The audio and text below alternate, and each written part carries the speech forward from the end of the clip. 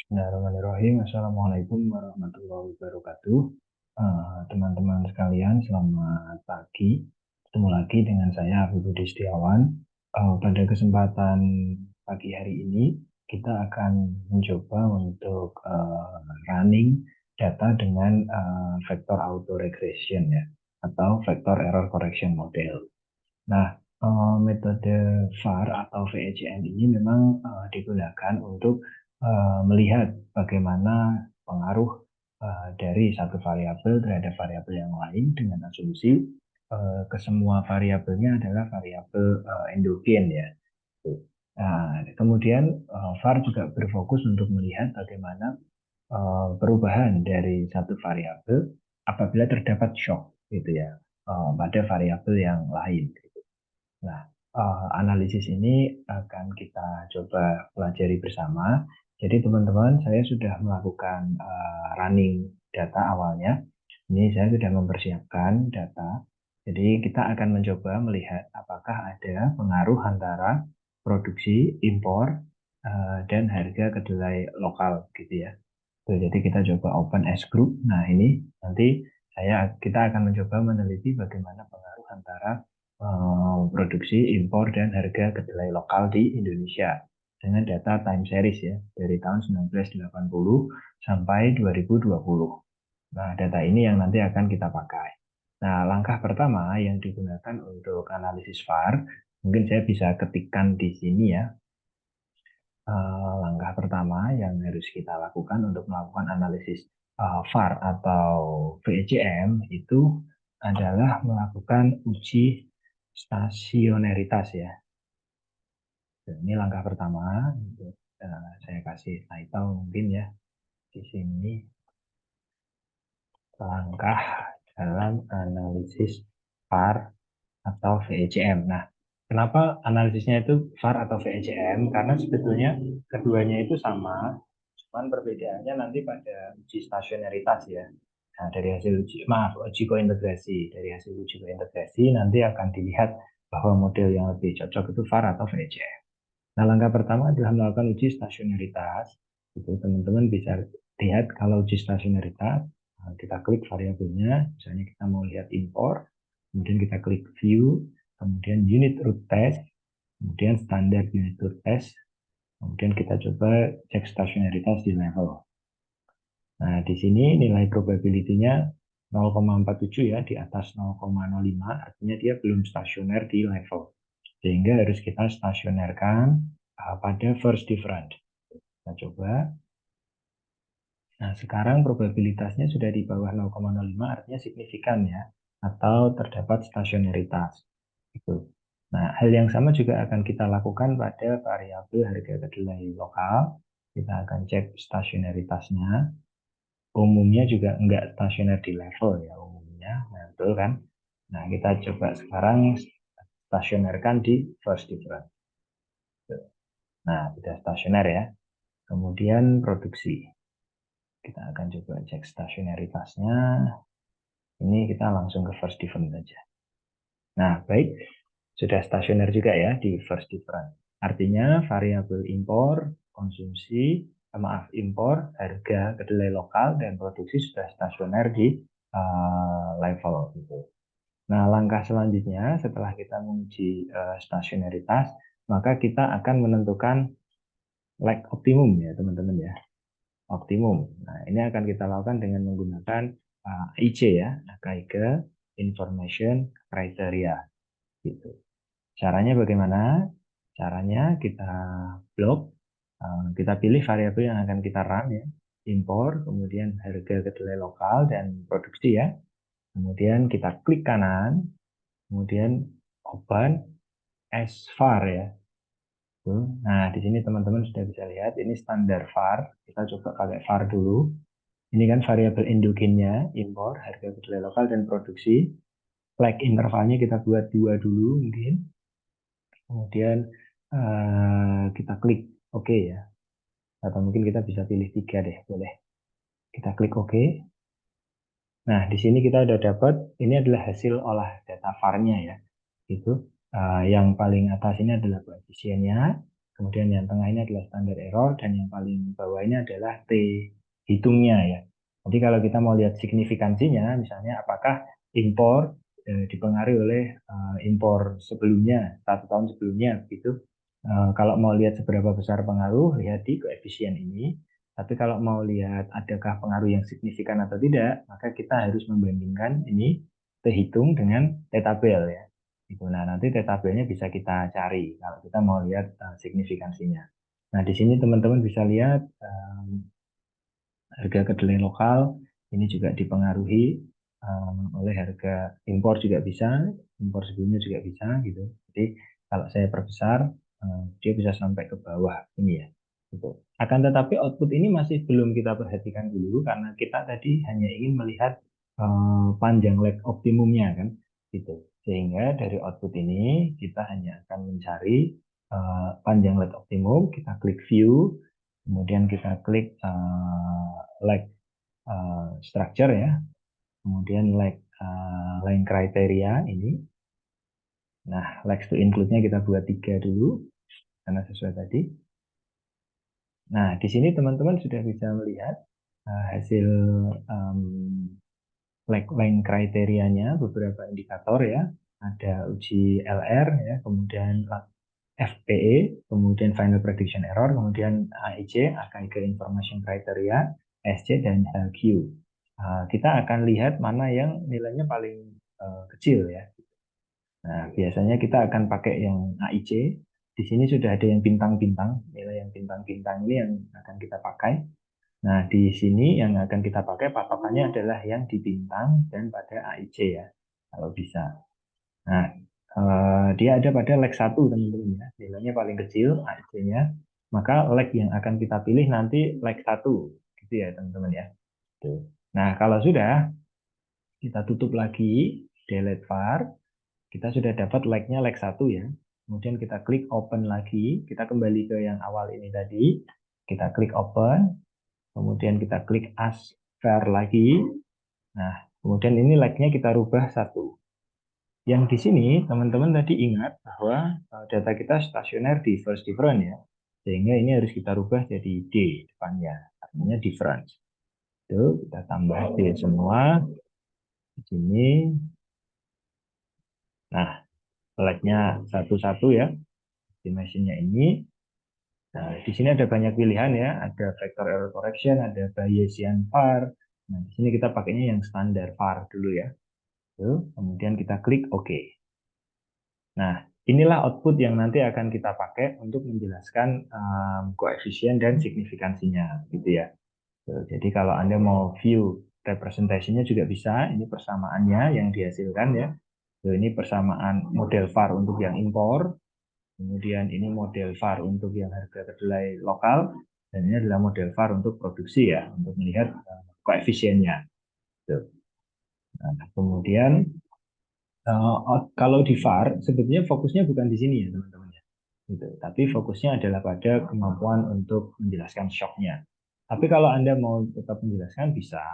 Jadi caranya ini untuk menjelaskan koefisiennya pakainya ini. Ini artinya impor dipengaruhi oleh impor sebelumnya ya, impor tahun sebelumnya sebesar minus 0,11. Kemudian impor juga dipengaruhi oleh harga kedelai lokal tahun sebelumnya. Jadi cara menjelaskannya begitu ya. Jadi harga kedelai lokal juga akan dipengaruhi oleh impor koefisien sebesar ini, dipengaruhi oleh harga kedelai lokal sebelumnya, ya, dipengaruhi oleh produksi sebelumnya. Gitu. Nah, R square-nya 0,22 ya, kecil teman-teman ya. Nah, kemudian langkah berikutnya ketika kita sudah dapat hasil olah datanya adalah kita melakukan uji stabilitas. Nah, ini dengan menggunakan nilai modulus ya teman-teman ya. Caranya mengeluarkan bagaimana? Nah, kita klik view, kemudian kita klik leg structures ini, kemudian pilih AR root tables ya, AR root table. Nah, di sini, nah ini adalah nilai roots-nya dan ini adalah nilai modulusnya. Nah, model kita dikatakan stabil apabila nilai modulusnya itu di bawah 1, teman. Nah, di sini kita bisa lihat nilai modulus kita sudah di bawah 1 semua ya, artinya model kita stabil gitu ya. Nah, Kita juga bisa melihat uji stabilitas dengan menggunakan AR root graph ya. Kalau tadi kalau AR root table kita pakai nilai modulus. Nah, kalau AR root graph kita pakai ini polinomial lingkaran ini ya.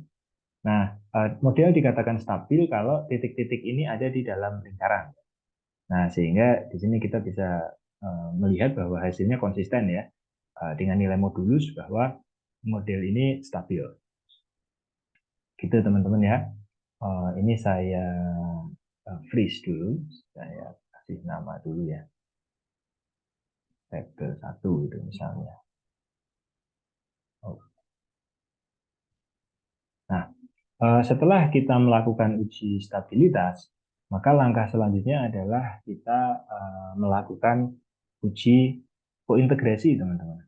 Kointegrasi.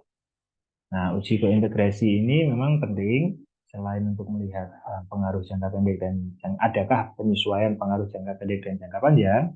Sebetulnya uji kointegrasi itu dipakai untuk melihat model yang cocok itu apa, atau apakah VAR atau vector error correction model ya, VECM.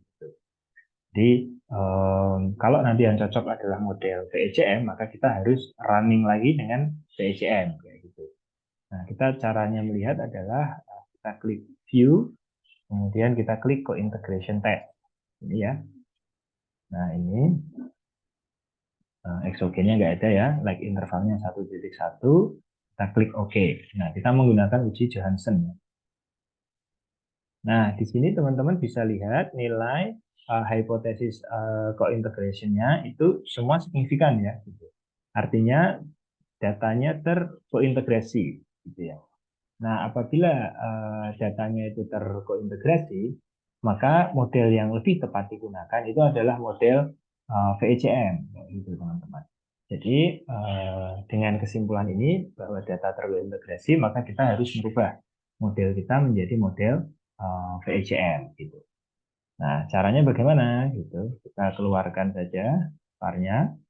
Nah, kita kembali ke sini lagi, kemudian kita klik open, kemudian kita klik as VAR.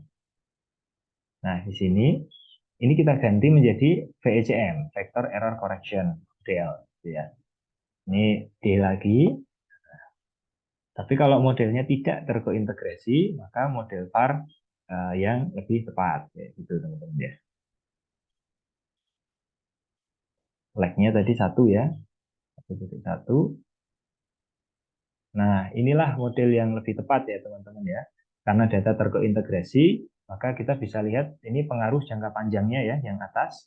Ini pengaruh antara impor terhadap impor, impor terhadap harga kedelai, impor terhadap produksi, ini pengaruh jangka panjangnya.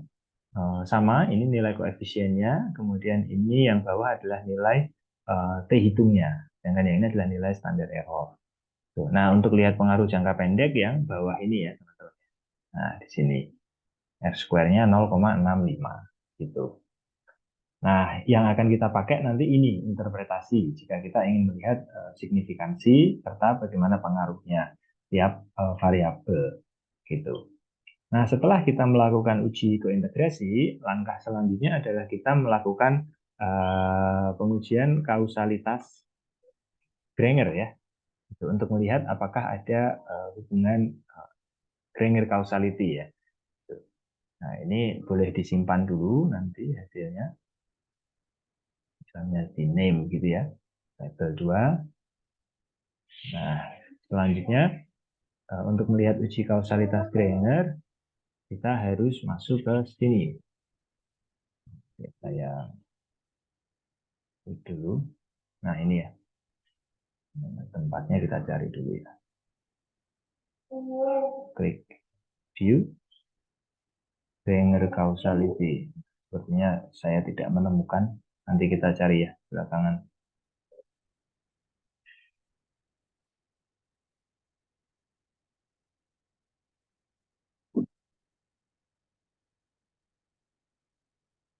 Oh, sorry.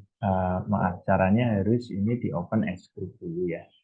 Open as group. Nah, baru klik view Granger causality ya. Di sini tempatnya. Flex to include-nya kita isi 2 sama seperti instruksinya. Nah, ini teman-teman ya, hasil Granger causality-nya gitu ya. Di sini kita bisa lihat bahwa harga tidak menyebabkan impor gitu.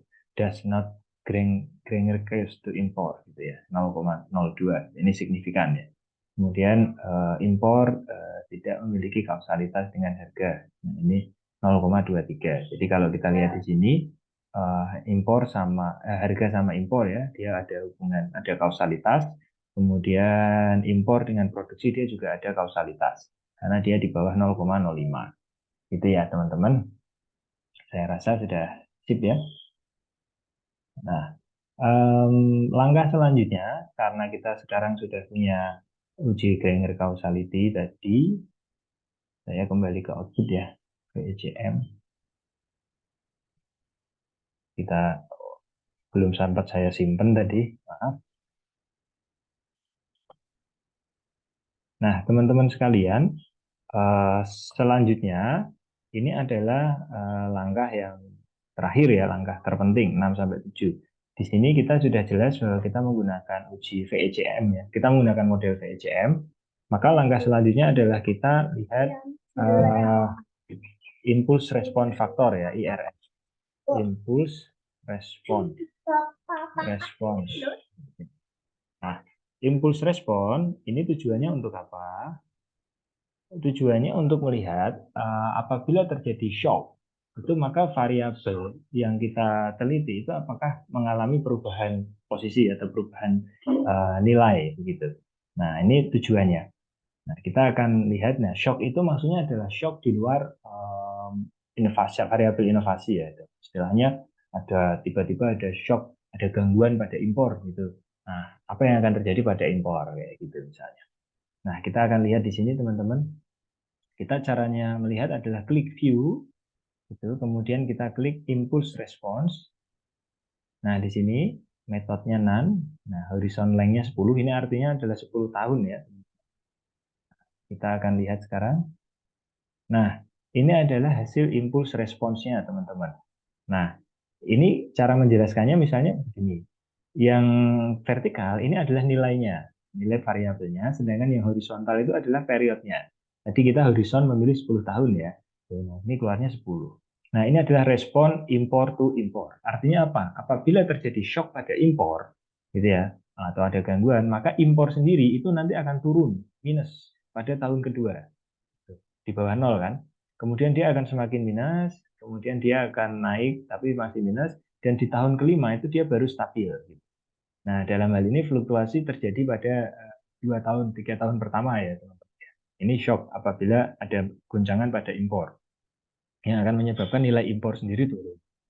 Nah, kemudian apabila ada goncangan pada impor, nah terus apa yang terjadi pada harga kedelai lokal? Nah, di sini Anda bisa lihat apabila ada shock pada impor atau tiba-tiba impornya stop begitu, harga akan naik teman-teman. Di tahun kedua ini akan naik karena goncangannya di tahun pertama ya asumsinya.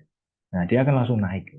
Tapi kemudian nanti dia akan langsung turun gitu, dan akan jalan menuju stabil. Artinya apa? Artinya dia akan kembali ke kestabilan ya, kondisi kestabilan istilahnya akan kembali ke standar deviasinya itu. Nah, tapi shocknya akan terjadi pada tahun pertama akan naik langsung harga gitu ya, akibat dari guncangan impor. Nah, sama ini juga guncangan impor ke produksi juga sama. Kalau nggak impor tiba-tiba produksi akan naik, tapi dia tiba-tiba nanti akan turun ya pada tahun keempat gitu ya. Jadi produksi akan turun terus ketika impornya mengalami shock dan dia akan kembali ke kondisi keseimbangan tapi menurun nilainya. Ya, kalau ini harga naik. Nah, sama mengartikannya seperti ini. Jadi kalau ada goncangan pada harga kedelai lokal, maka impor akan apa? Nah, ini akan turun. Gitu.